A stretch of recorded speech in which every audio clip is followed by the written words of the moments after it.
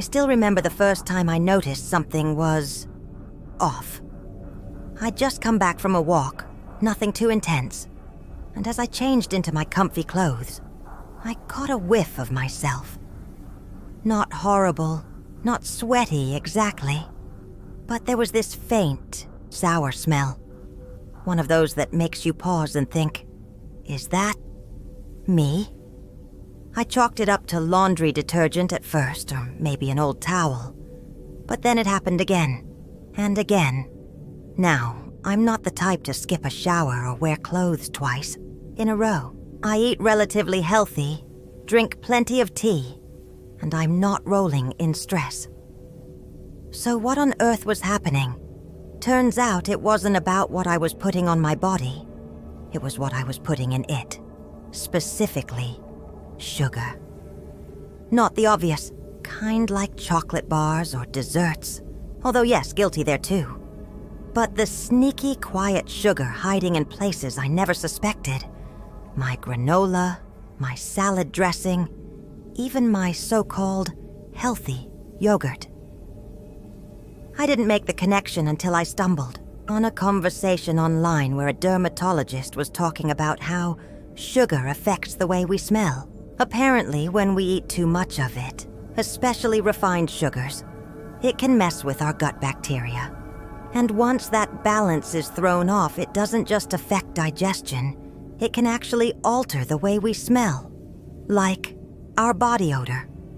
Not only that, sugar also plays a starring role in aging our skin. It's called glycation, a word I hadn't heard before but now can't forget. It's when sugar binds to collagen and elastin, those lovely proteins that keep our skin plump and youthful, and makes them stiff and brittle. Think of it like caramelizing your skin from the inside out. Over time, it shows up as dullness, fine lines, and a general lack of glow. And yes, it can even make your scent more musty or sour. So here I was trying to age gracefully, layering expensive serums on my face and spritzing perfume to mask a weird scent, all while downing foods that were speeding up the very things I was trying to avoid. The sneaky part is that most of us don't realize how much sugar we're eating. Low fat often means high sugar. Even the healthy smoothies or protein bars I picked up in good faith turned out to be loaded with syrupy fillers. Once I got wise to it, I started reading labels like a hawk. I swapped flavored yogurts for plain ones with a drizzle of honey or berries. I cut back on pre-made sauces and dressings and made my own with olive oil, lemon, and herbs. I kept fruit, but started leaning into fiber-rich ones like pears and berries instead of fruit juice. The difference? Subtle at first, but real. I started smelling fresher, even after a long walk. My skin began to feel smoother, less like crepe paper, and I didn't feel so bloated all the time. This isn't about giving up everything sweet forever. Trust me, I still love a bit of chocolate after dinner. But becoming aware, just aware, of the sugar I was silently soaking in changed more than I expected. My scent, my skin, and how I felt in my own body all started shifting in the right direction. I have to confess, giving up my morning milky tea was not easy. That warm, creamy comfort in a cup felt like a hug at sunrise. And don't get me started on cheese night. A little brie, some crackers, maybe a cheeky glass of red. It was tradition, but here's what no one told me. As we age, our relationship with dairy quietly starts to change. And not for the better. It all started with a patch of skin on my chin that just wouldn't behave. I tried creams, masks, drank more water, even cut down on caffeine, but the bumps kept coming back. Then I noticed something else. This odd, slightly sour scent. Not all the time, but enough to make me second-guess hugging people too closely. I thought maybe I was just being paranoid. But when I mentioned it to my sister over brunch, she nodded and said, Funny you say that. I've noticed the same thing lately. So I started digging. I'm a firm believer that when something feels off, our bodies are trying to tell us something. And sure enough, doctor after doctor, article after article, kept bringing up the same thing: dairy. Turns out, as we get older, our bodies naturally start producing less lactase, the enzyme that helps digest lactose, the sugar in milk. Without enough of it, all that milk, cheese, and cream starts to sit a little heavier in our guts. For some, it causes bloating or cramps. For others, it shows up on the skin. Hello breakouts, dullness, and that puffy, tired look I'd been blaming on bad sleep. But here's the bit that really got me. Undigested dairy can feed certain bacteria in the gut that produce foul-smelling gases. Some of these byproducts don't just stay in the stomach. They can actually be released through your pores. Yes, your skin becomes part of the exhaust system. Isn't that charming? And the more I paid attention, the more I realized the connection. I'd have my usual morning latte, a yogurt mid-morning, a bit of cheese in the evening. And sure enough, by the end of the day, my skin felt oily. My breath was a bit sour. And I had that faint, something's off body smell, no matter how much deodorant I used. So I decided to try an experiment. 2 weeks. Just 2 weeks. Without dairy.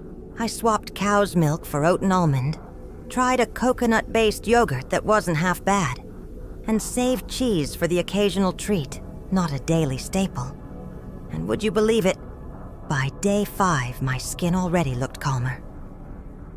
By day 10, I didn't need to freshen up twice a day. My face didn't feel as puffy in the morning. And the best part?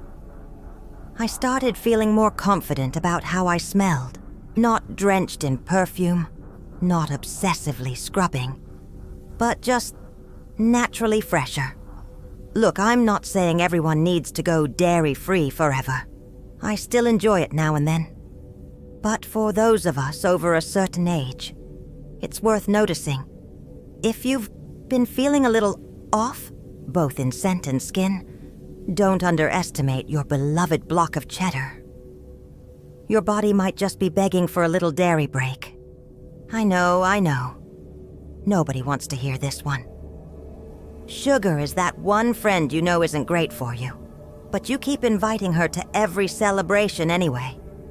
She shows up at birthdays, sneaks into your afternoon tea, and somehow becomes your shoulder to cry on after a long day. But here's what I've learned the hard way. Sugar doesn't just age your skin, it ages your smell too. Let me back up for a second. I've always had a sweet tooth. A little something after dinner, a biscuit with my tea, a slice of cake at church socials. It was part of life. But in my late 50s, I started noticing something strange. My skin was looking a bit more creased than usual. Not just wrinkles, but a kind of dullness, like someone had turned down the brightness. And even though I showered every day, used a light body spray, and kept up with my skincare, I started catching whiffs of a smell I didn't quite recognize. Not strong, just stale, slightly sour, like the air in a room that's been closed off too long. I thought maybe it was my laundry detergent or the new body lotion I tried, but then I read something that made my jaw drop. It was an article by a dermatologist who said, "Sugar makes you smell older." I nearly dropped my phone. Apparently, when we eat too much sugar, our body goes through something called glycation. It's a process where sugar molecules attach themselves to proteins like collagen and elastin. Those are the very things that keep our skin firm and fresh. This creates something called AGEs, or advanced glycation end products. Isn't that a lovely name? These AGEs make the skin stiff, wrinkled, and discolored. But more than that, they also affect your scent. You see, these byproducts don't just sit in your skin. They mess with your sweat. When your body tries to get rid of them, they come out through your pores. That slightly sour or musty smell, it could be your sweet tooth waving a little white flag. And just like with dairy, I did a little self-experiment. I gave up sugar for 10 days. No biscuits, no cakes, no fruit juice. I switched to herbal teas, reached for almonds instead of cookies, and upped my fresh veggies. I'm not going to pretend it was easy. The first 3 days, I would have tackled someone for a chocolate bar. But by day 4, I noticed my energy was more stable. By day 6, my skin felt less puffy, less tired. And by the end of the 10 days, I smelled cleaner. That's the only way I can put it. Even my clothes seemed to stay fresher longer. No more sour smell lingering by evening. Now, do I still enjoy the occasional slice of Victoria sponge? Of course I do. But I've learned to treat sugar like perfume. A little goes a long way. And too much? Well, it sticks around in more ways than one. All right, ladies, by now we've talked about dairy, sugar, and the wonders of giving them a little space in our lives. But there's one more game changer we need to discuss. Hydration. I'm talking about good old-fashioned water. Now, I know what you're thinking. I drink water. I'm fine. But hear me out. There's a difference between just drinking a cup here and there and properly hydrating. I've always been guilty of this one. I mean, who hasn't?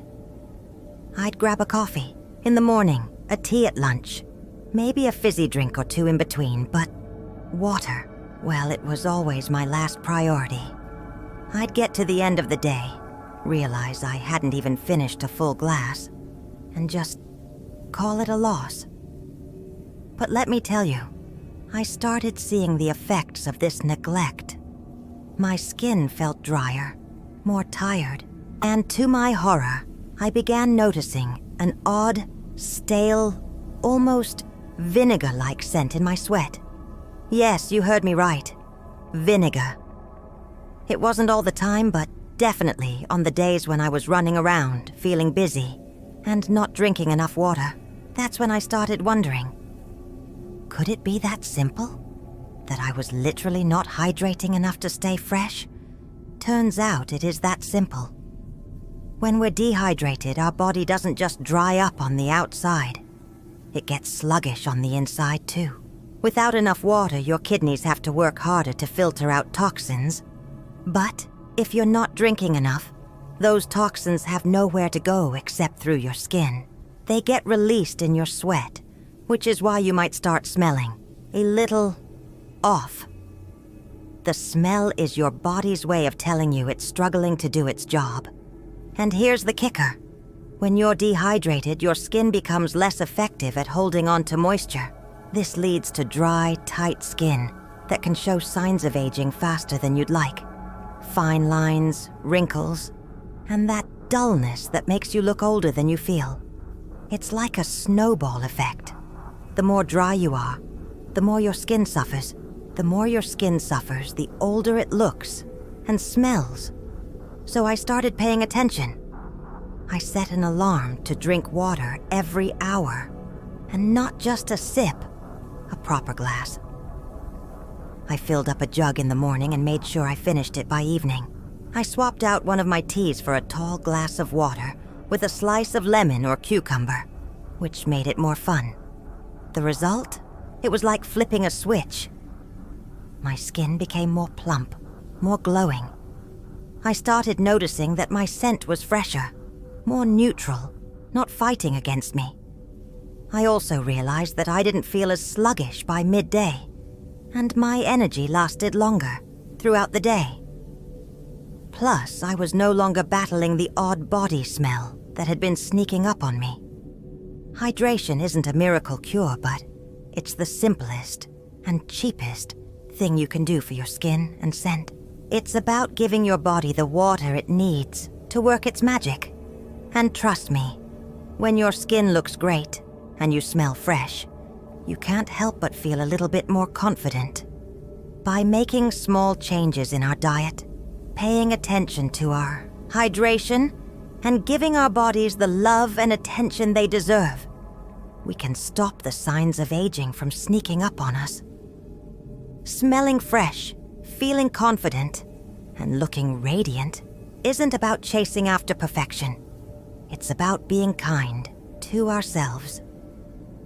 Thanks for sticking with me through this little journey. And remember, we're aging like fine wine, not forgotten grapes. Stay radiant, stay fresh, and take care of that beautiful body of yours. If you want more tips on staying your freshest and most fabulous self, don't forget to like this video, subscribe to my channel, and comment below with your own beauty secrets. And if you're looking for even more ways to stay ahead of the game, sign up for my Savvy Senior newsletter. It's free, fabulous, and packed with wisdom you won't want to miss. Stay fabulous, and I'll see you in the next video.